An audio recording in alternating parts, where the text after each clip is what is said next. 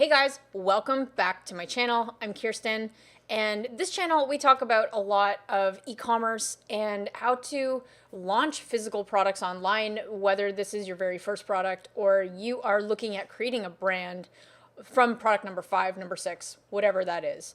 So I get a lot of different questions, and those questions I turn into videos because if someone on a call is asking me about patents or shipping rates or validating products or whatever it is that I handle with e-commerce and our clients, I use inspiration from what you give to me to create more content, because if you're asking it, someone else is most likely asking it.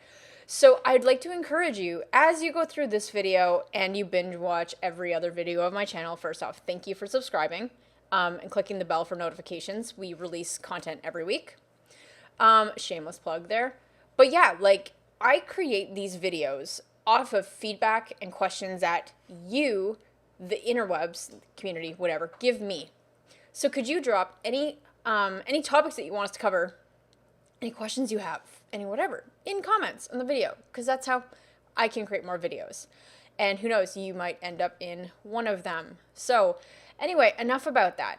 Today's topic is one that is super important, but is not something that people usually think of until it's too late. So it's on how do you handle shipping fees around a product launch?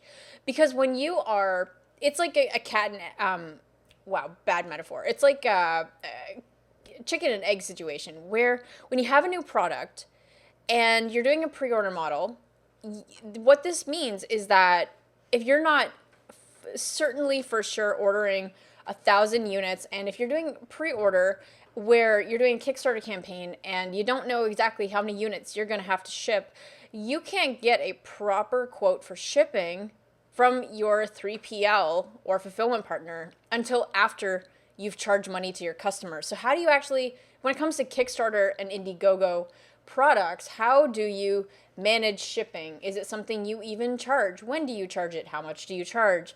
Where should you ship to? This is really important because shipping is one of those hidden killers that even when you've gotten through the hurdle of successfully funding your product and you have hundreds and thousands of orders to now fulfill from your backers, you get the bill for shipping and realized, oops, I didn't charge enough, or crap, I shouldn't have been shipping to those countries. What do I do, right? And so that is usually, they say hindsight's 20/20. You can get nailed with a shipping bill that completely ruins. Sorry, just had to pause there.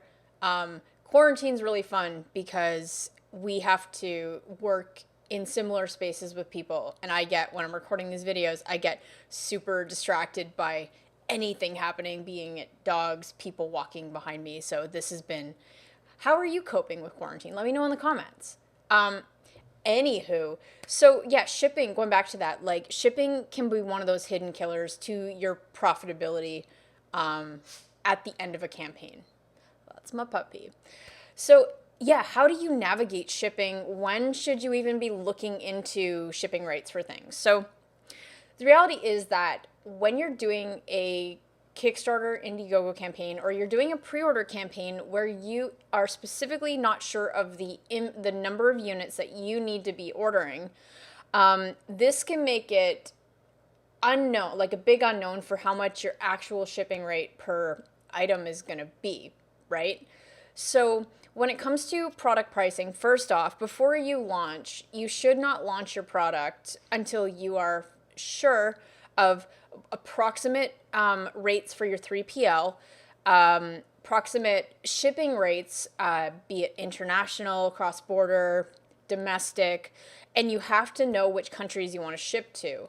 So while you can't for sure get exact shipping rates from your 3PL until after they know the actual quantity they're dealing with, and the weight and the packaging and stuff like that, you can get a ballpark so that you know approximately how much to charge your customers during the pre-order phase. Okay, so that's the first one, is just because you don't know exactly what your shipping rates are going to be until after your campaign, you want to have those costs and those conversations before you launch, okay?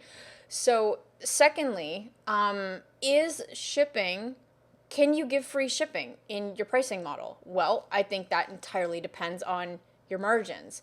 If you're selling a $20 item, probably not. If you're selling a $100 plus item, perhaps you can see if you could charge for, you can do a free shipping in the US if you're fulfilling from the US. That could be a nice little cool domestic thing, whereas internationally you'll charge like a flat rate for whatever that looks like across border, right? So knowing that, is free shipping something you're doing? Secondly, have an approximate understanding of what you're shipping in 3PL and warehouse rates are going to be. And again, you're not going to have those final numbers until after you launch, but at least you're going to be better equipped than just winging it like a lot of people do. And the third thing is what's becoming more popular, especially with crowdfunding campaigns, is what if you don't even charge shipping during the campaign, but you charge it after? So we recently did this with a client where this has become super popular in the board game space. And so we decided to give it a shot with a physical product that we launched on Kickstarter. And because, again, we didn't know the exact volume we were going to be ordering, we got approximate rates for shipping between, within the US or cross-border. And we knew that based on the quantity of the packs and everything, we got a estimation between $8 and $10 US for shipping. So what we did during the Kickstarter campaign, we ended up not charging shipping on Kickstarter. That is an option to not do that. And then we made it very obvious when someone claims a reward in the reward description, as well as on the page itself, that these are the countries we ship to. We chose to keep it North America only just because some of the shipping rates just would have been crazy and, customs with certain countries. So that was a decision we chose to not do globally, but just to more focus on key markets. And so, so backers, when they actually go to select the reward package and it'll say no shipping charge during the campaign, we will charge shipping separately after the campaign is over. The estimated amount for this package is $8 to $10 US. So we made sure that we were very upfront about the shipping rates so that it wasn't something that we just kind of landed on people after the fact where they may feel that we weren't being transparent with that. So we were as transparent as possible. And the reasoning for that, for our customers, is we said, look, we want to lock in the best shipping rates for you.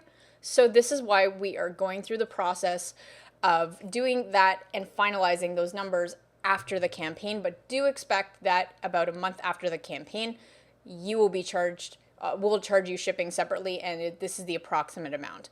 Now, after the campaign closed, we used a service called CrowdOx, which awesome, by the way. So CrowdOx is a pledge manager, not sponsored, no affiliation, but CrowdOx gives you an option to, it's a software that'll essentially plug into your Kickstarter campaign, sort of, and help your backers confirm shipping information, as well as offer any product upsells. So if people have any last minute additions to their order they want to make, or you want to charge shipping separately, you are able to do that using a pledge manager. There are other ones that you can do this with, but specifically for this case study, we used CrowdOx to do that. So after the 30-day Kickstarter campaign ended, we then waited 15 days for Kickstarter to pay out the money. And then that's when the CrowdOx surveys went out. And so when our 1,000 backers got the survey,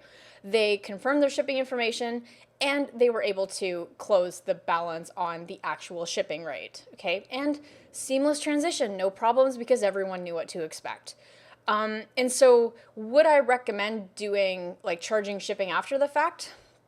Yeah, I think it's great. As long as you're upfront and transparent with your backers, there are no surprises. You only run into problems where you don't communicate it, or maybe some are under the impression it's free shipping, and then you're like, oh, actually, you don't get your reward until you pay this $20 in shipping.